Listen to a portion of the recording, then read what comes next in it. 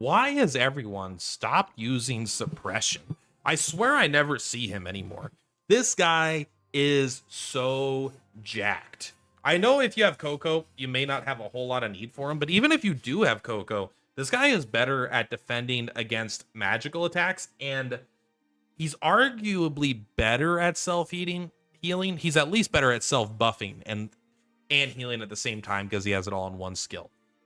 This guy is insane. I kind of want to highlight Suppression again. I don't know if I've ever done a video on him in the past, but he is so fucking cool. He's so fucking strong. And I'm going to show you a in-combat example of him. And actually, we're going to even do the hardest fight in the game, the second hardest. We're going to do rank 11. I'm not going to beat it, but I'm just going to show you that he can easily tank this stage, even with the super increased damage. The reason we're not doing 12 is because that first attack's reduced by 99%, and that'll cut off his lifesteal.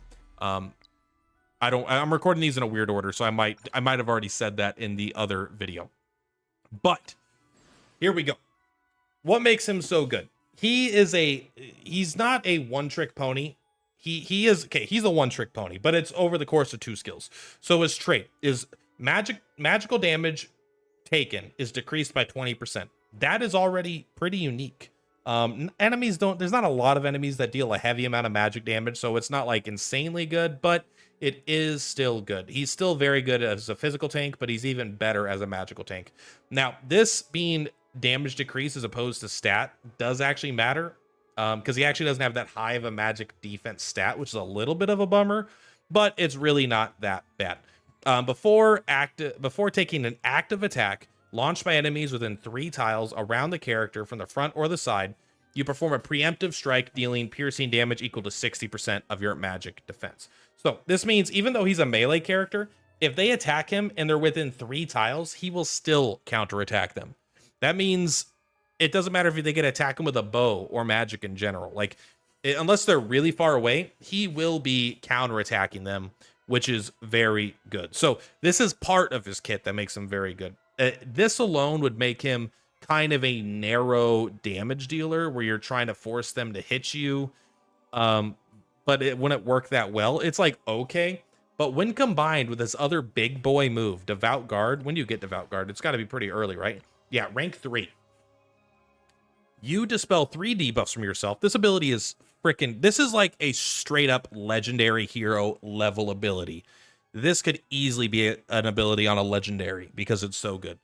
You dispel 3 debuffs on yourself. You recover 40% of your HP.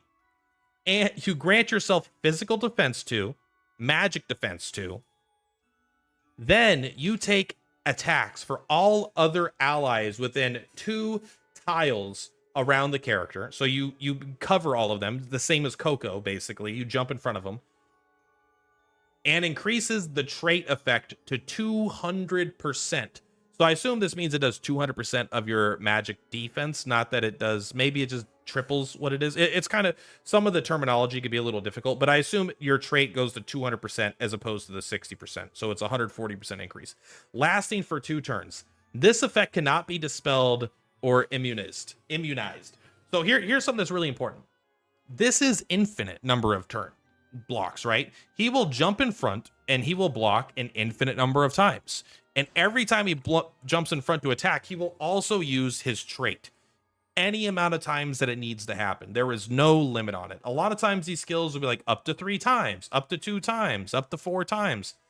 If there's 50 attackers, he will block all 50 of them until he dies. But here's the thing. He doesn't really die because he gets the physical defense 2, which is 40%, and he gets the magic defense 2. He removes 3 D-spells, and he heals himself, and he's preemptively attacking. So if it's a weaker target, he preemptively attacks. He can move them to the injured status, potentially, if it's a big enough hit, and that'll greatly lower their damage output. And even if they don't, he still is going to, because we're going to be using the tower, he's going to have lifesteal on every single one of these hits. Every time you deal damage, you have 40% lifesteal, and you're going to be dealing 20% more damage.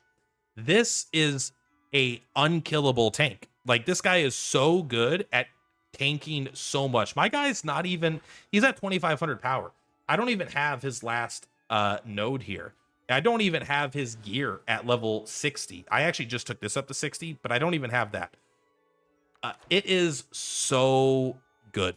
I really think you should be using it. We're going to give you a demonstration, but let's kind of go over his highlight skills here as well really quick, just to show off. So both of these are very good at rank 1. They're both worth getting. I would take the one on the right. However, Resolve is also good. Immediately recovers 5% HP when you die. So basically, when you die, you stand back up, you have 5% life. It's good.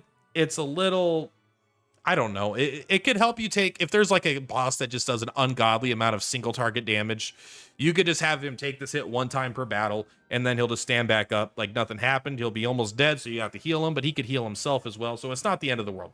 But Sharpened Blade, I like a bit more. When you perform an active attack, you do 10% damage. When you do a strike back, damage is increased by 30%. So I like this a lot because his preempt counts as a strike back, I'm pretty sure. I don't know if it technically counts because of the wording, but I think it does. And so what makes that really good is that it increases his lifesteal. However, if that doesn't work like that, because preempt maybe is different than strike back, then you might want to consider changing it. Rank 3, the Devout Guard is one of the best skills in the game. It's a legendary level skill, in my opinion. This ability is insane. He does have Demon Shear, which I don't use. Obviously, I don't have it, but it is pretty reasonable.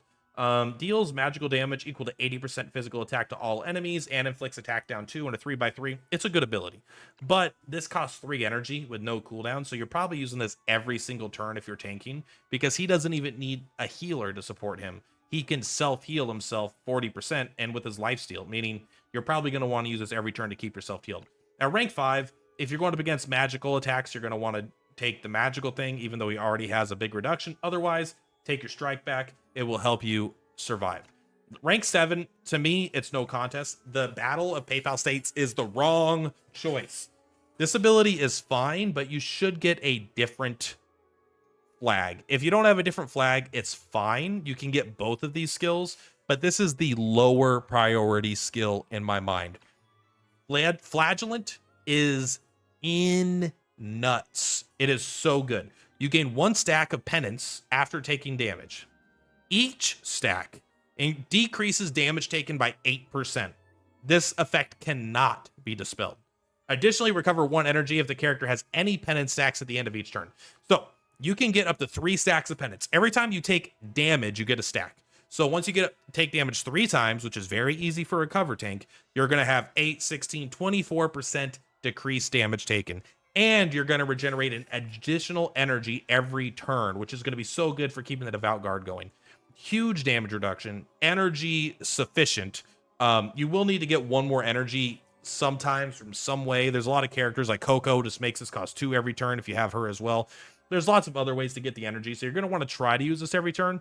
But at the very least, you're going to be able to, you start with 3, then you go down to 0, you go up to 2, then the next you go up to 4, down to 1, up to 3. So you could use it like 3 out of the first 4 turns without any support on it, as long as you take 1 point of damage. Very, very, very good. As far as his other one, I like Invigorating Strike because you additionally recover energy in case you need that help.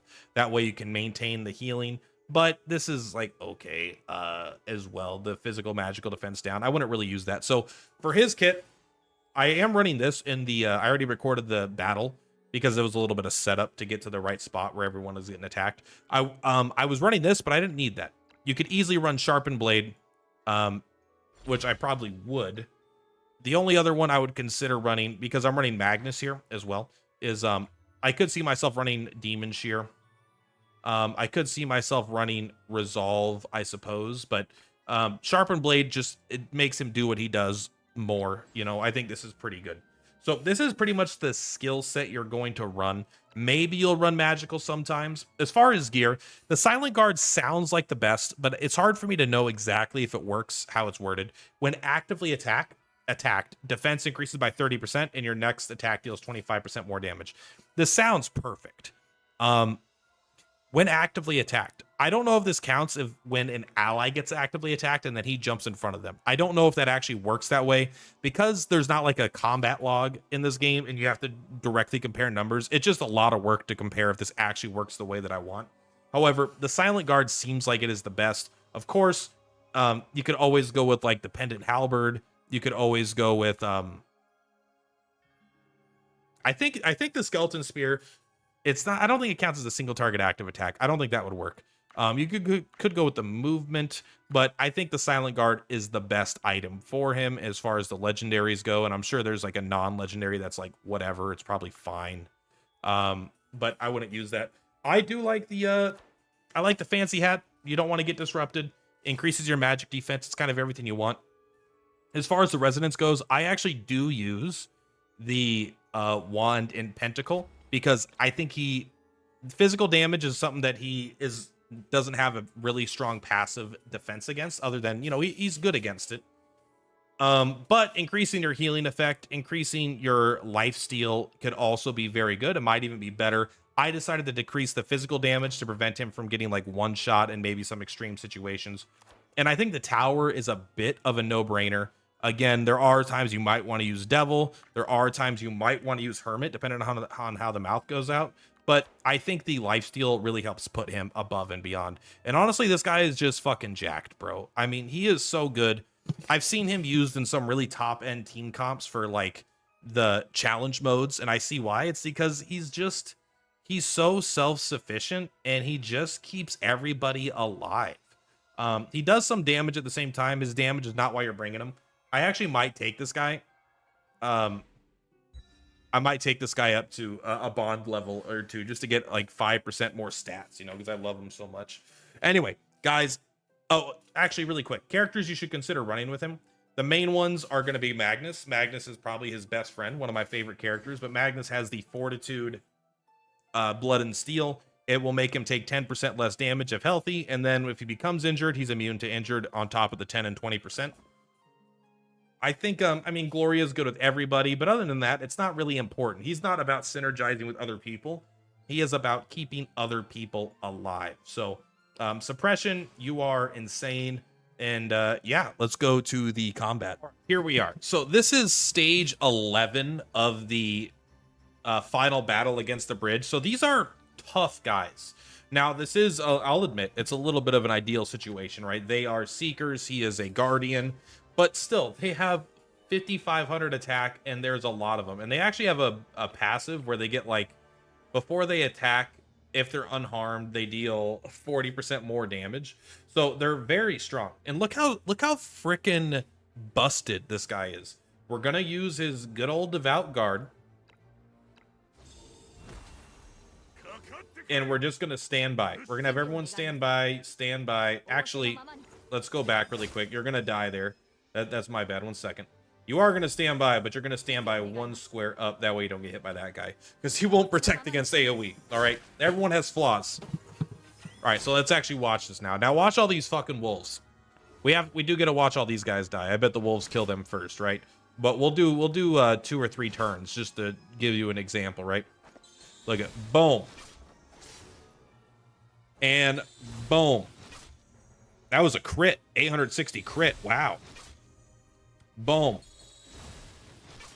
Nothing. This is enough to one-shot most of my characters. Maybe not these characters specifically, but I'm not even using the Caged Reverie, right? Which we totally could. Let's do this just to make sure he has enough juice, right? There we go. It looks like it does a little bit of a heal as well. Not necessary. So we'll just stand by. Yeah, you do your thing. You all do your thing. Skip. Now, you're going to use your Devout Guard. You're back up the full. Let's go. You're going to go ahead and stand by. Now, let's just watch this guy. He is so jacked. When he gets hit in the back, it doesn't work. But outside of that, look at that. Like, he could live all day. This is currently, this is the second hardest stage. The reason why I did the second hardest stage is the hardest stage they take like 99% less damage the first hit. So he actually doesn't get any of his lifesteal. So it's not great. We'll do one more turn. And this is worth noting. This isn't with Caged Reverie, right? This is, yeah, I have the aura of Magnus here, but look at that. Boom, he's up to full. No one is getting hit with him on the watch. I'm not even doing like attack down or anything either. We're just sitting right here. We will go ahead and do like normal buffs. Like this team is buffing up his defense. Don't get me wrong, but I mean, he's just such a Chad, bro. No end in sight. He just does his job forever. It's like, this is better than Coco. Like, it's better than Coco sometimes. Coco has a lot more flexibility in what she does. But, okay, yeah, they're going to die because, of course, right? We're not playing around the AoE moves. Although, I am kind of wondering, if we do the exact same thing, let's go back. Yeah. I know you hit me. I know you're you're a big boy. If we go back here and we do the Caged Reverie, let's see if this actually helps us. Because I would think the 60% will get divided evenly, so we actually will only take like under 20% each character. All right, so now let's try this. Let's see. We should all take even less damage. Can we heal everybody? Nah, but you might as well heal yourself. That way you don't like die by mistake. And you know what? We'll even do the attack down to see if it helps even more. And then you'll go ahead and do the buff. Oh yeah, look at that damage. Nothing, bro. Nothing.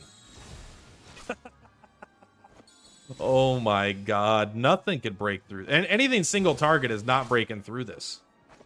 I am interested if this 60% does even damage.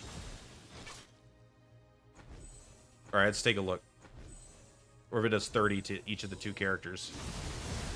It actually still did it got divided four ways. So now if you want, like, again, I'm not even, this is so nice. I love suppression. Of course, like this stuff is helping, right? You know, I say I want to pick this up and I want to heal him. Can you stand by?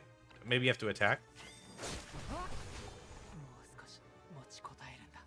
Okay, I kind of fucked it up. I don't use Tyre that much, but you understand what I'm trying to say. So yeah, suppression is the homie. I thought it'd be fun to kind of, like, I just did a video on Edda, and I did another video on like a few other characters recently, and lesser used characters. And I really think that suppression is probably the best gold unit in the entire game. This guy actually fucks. He is so good at keeping your characters alive. So yeah, consider using suppression a bit more. If you haven't used them in a while, it might be time. Also, I forgot to take this off. So this isn't even needed because we have Magnus having the other buff. So this does nothing. So he could have had even more damage and more survivability. So there's that as well. Anyway, much love. Purplatypus is Purplatypus. I'll see you on the flip-flops. Bye! On the rise, watch the view.